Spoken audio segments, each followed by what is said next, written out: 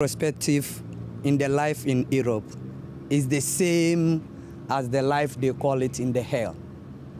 In hell? Say, the life in Europe is life in the hell. Because in example in Europe, everything based on documents. Documents, right. And if you are not having documents, what are you going to do? Italian have a word called black job, which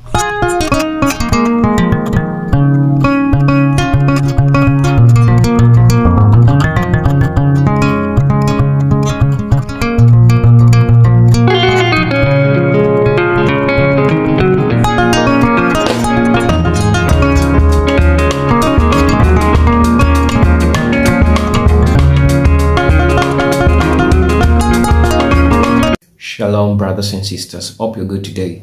Welcome to this episode today. So today we are going to talk about something which is a bit special, and it's something which, we as African youths, it's something that we've been told that it's the best thing to do in our lives, because it reaches at a point where you're told that, when you go to the United States, that's where your life will change.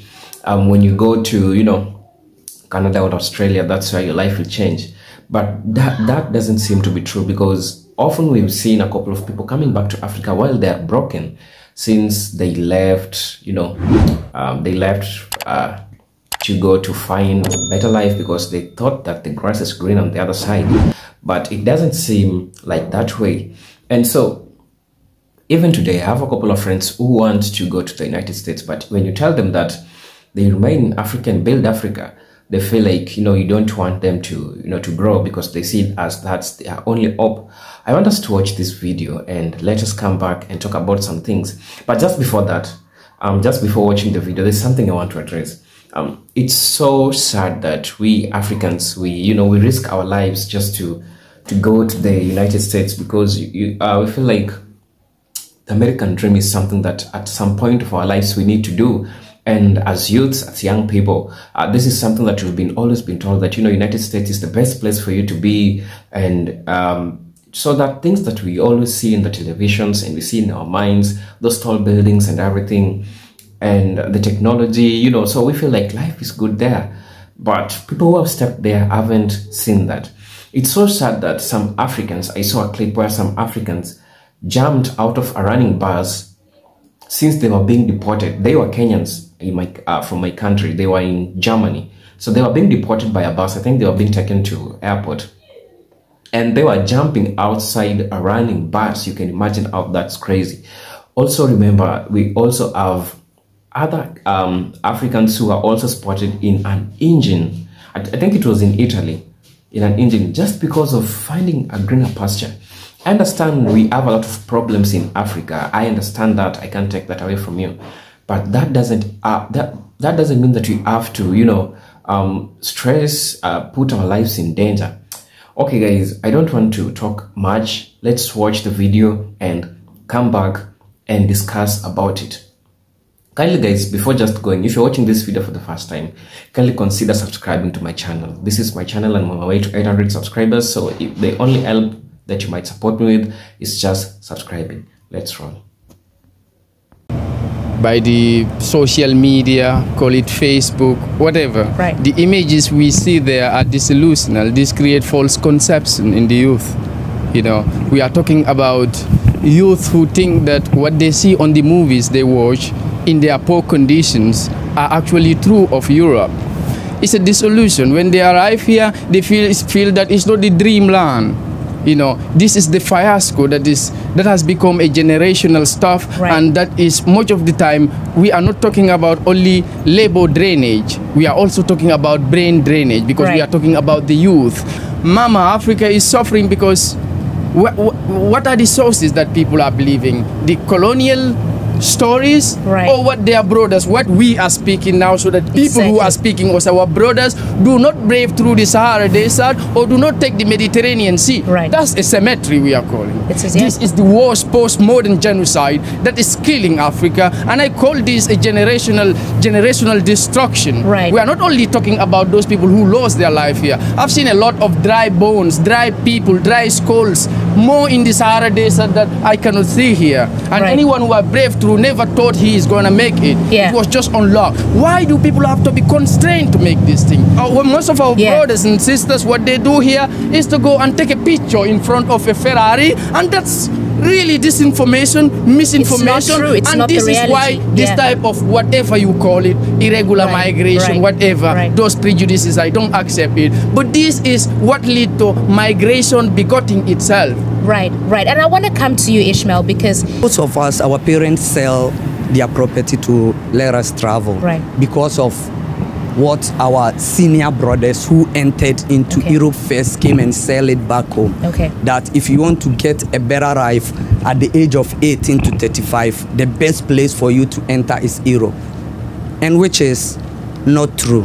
Elijah, you... main perspective in the life in Europe is the same as the life they call it in the hell. In hell? Say, the life in Europe is life in the hell. Because in example in Europe, everything based on documents, right? And if you are not having documents, what are you going to do? Italian have a word called black job, which is lavoro nero. Right. That is what you are going to do, and you are going to work. That? What is a black lavoro job? nero means work without contract. You go to farm to go and plug maybe oliver from 8, sometimes 7:30 up to 5 o'clock in the evening time in this heat, and they are going to give you 25 euro. How much is that? 25 euro without food. You can't survive on that. You cannot survive on that in Italy here, because if you are paying house rent, you are paying boiler bill, you are paying condominium, you are paying water bill, lifestyles, plus what you are going to eat, increase of your shelter.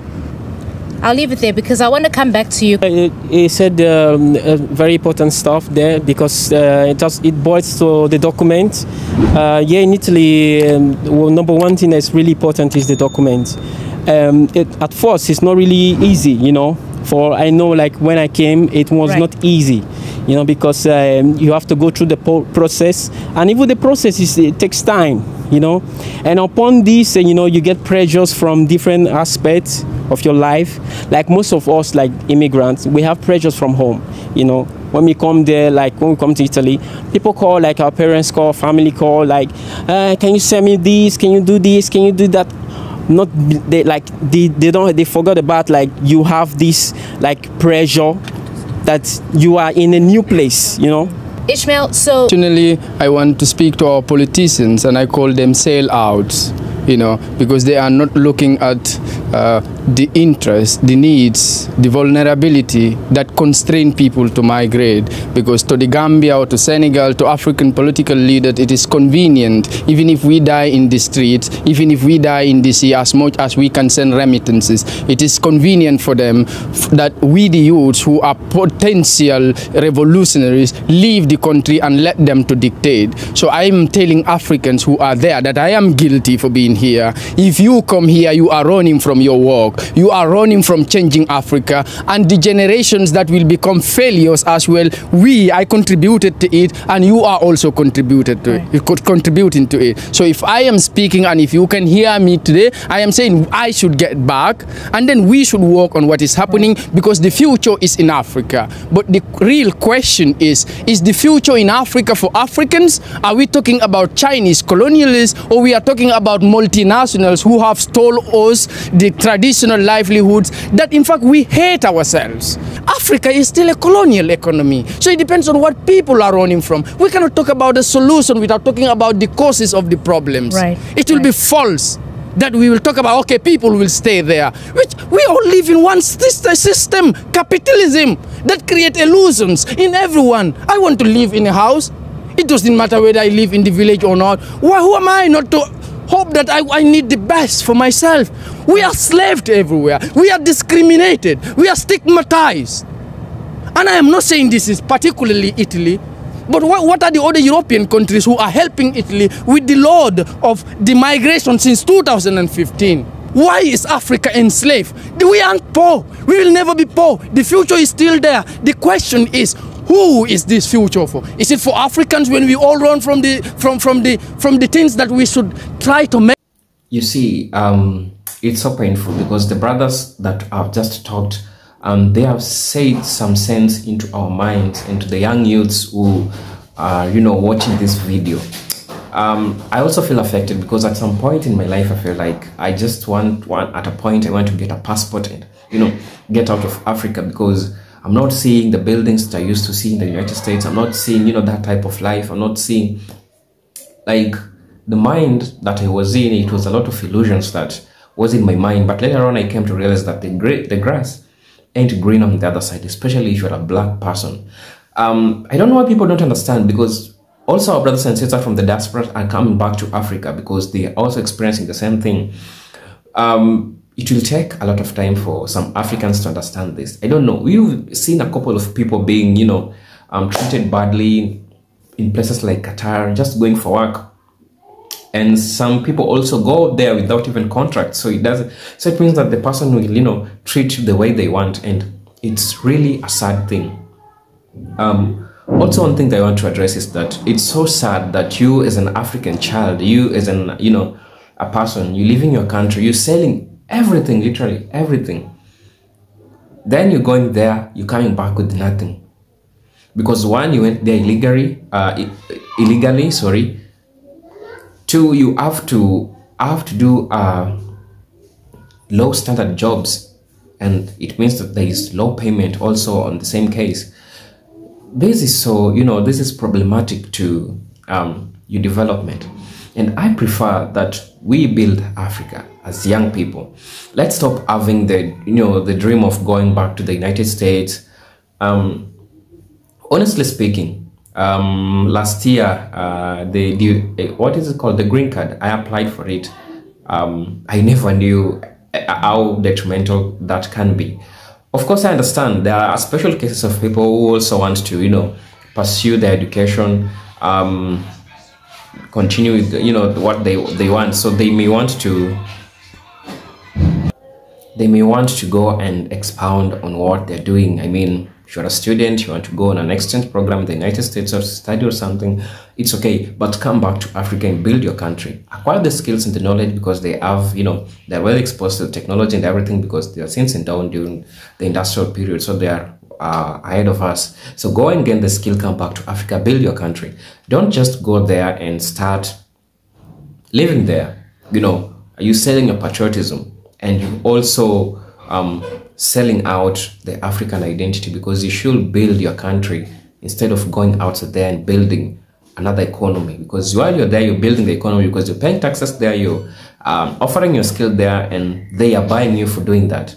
I mean, this is a personal decision, but my problem is, don't sell everything just to come back in Africa. You don't have a dime, you don't have anything. I've seen a couple of people going back to the United States coming back with nothing. And most of them are being turned back on their corpses. They're already dead with nothing, nothing to show people what they did. It's so sad that we as African children, we are taught that going abroad is the solution of our problems.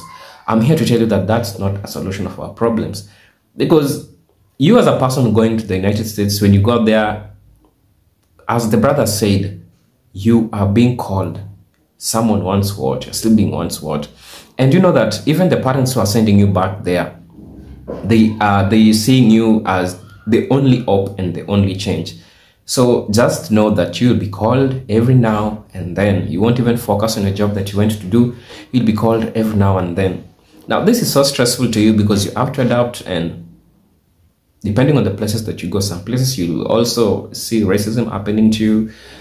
Some places it will be good to you, but again, that's not the solution. It's so painful that you have studied in Africa through hardship, through blood and sweat. You've studied so hard and you achieved a degree just to go to the United States. Brain drain, that's what I'm talking about. It's a problem because we are not building our own country. We are going to build other people's country. You understand? And we as Africans, we are still not yet colonized. If you think that we are still not out of colonization, because it means that we still see the white supremacy, and we see that if we go there, that's the place where we'll get, you know, everything that we want. While I'm here to tell you that that's not the truth. Instead, you're being used. Build your country. Build your country. Talking about building our country, our government is playing a big role in selling their Africans. If some things like corruption and employment is becoming an issue in Africa, and that's one thing we also need to address. While we are appointing ants who are going abroad to search for works, we also understand that the government is playing a big part in making people do this, because we have some officials in the government who also are in contact with the agencies, the people who go back, who go to abroad. And you realize that they are perpetuating people. They're telling people that even in schools, it's so sad that students are being taught that while you are in, you know, it's so sad that you are taught that after finishing school, okay, I saw this clip. I'm not lying to you. This is the truth.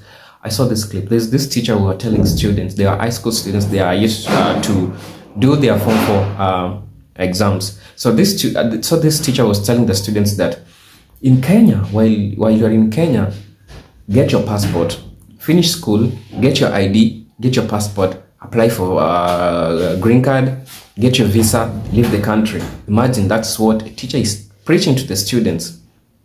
You can imagine how detrimental that can be, because this is a betrayal. This is a betrayal. Even this teacher is betraying his own country. I understand that situations are so hard in Africa and opportunities keep on depreciating. African employment rate has decreased by 33% since 2021. But see, is leaving Africa going to other places a solution? I don't think so. If leaving Africa going to other places a solution, rather it brings a lot of problems to Africans. And it's so sad that our teachers are teaching our students these things in schools, and this is so sad. This need to be corrected with immediate effect. You understand that? And man, I don't know.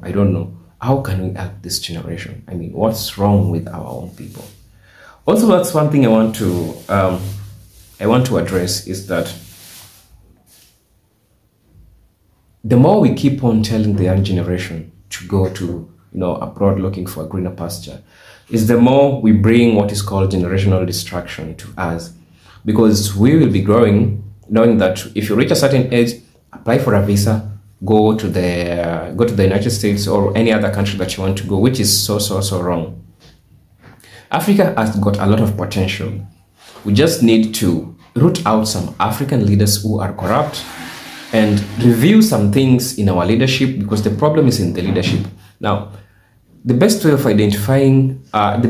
knowing a problem is identifying a problem. I'm calling out the problem is with our African leaders, because if they can't offer opportunities for our young youths, the only thing that they will see is going abroad to look for opportunities. And in the long run, this is detrimental to, you know, Africans. We are not going to develop our country. In Kenya, we have Vision 2030. I mean, that's where we are seeing development. But we are already in 2023, 7 years to come. I don't think so, because there is high cost of living.